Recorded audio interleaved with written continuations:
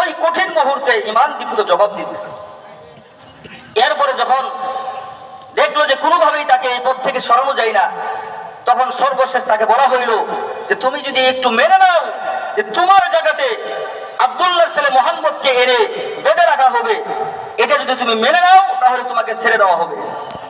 হযরত খুবাইব ঈমান দীপ্ত জবাব দিয়ে বলেন যে আমার দেহে এক ফোঁটা রক্ত থাকা পর্যন্ত আল্লাহ নবী সাল্লাল্লাহু আলাইহি ওয়াসাল্লামের গায়ে তোরা ফুল দিয়ে টোকা দিবি তো দূরের কথা, এখানে বাঁধিয়ে রাখবি তো দূরের কথা, তোদের এই নাপাক হাত দিয়ে একটা ফুল দিয়ে টোকা দিবি, এটা আমি খুবাইব কখনোই সহ্য করব না। আল্লাহু আকবার বলেন।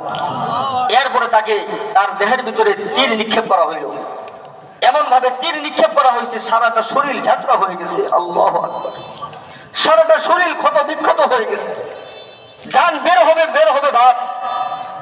এমন সময় হযরত খুবাইব চক্ষু বন্ধ করে দিয়ে আল্লাহকে ডাক দিয়ে বলে, আল্লাহ, আমার দিলের তামান্না, আমার দিলের আশা, আমি একটু তোমার ঘরের দিকে মুখটা ঘোরায় আমার মারা যাইতে চাই, তোমার ঘরের দিকে মুখটা করে আমি মৃত্যুবরণ করতে চাই।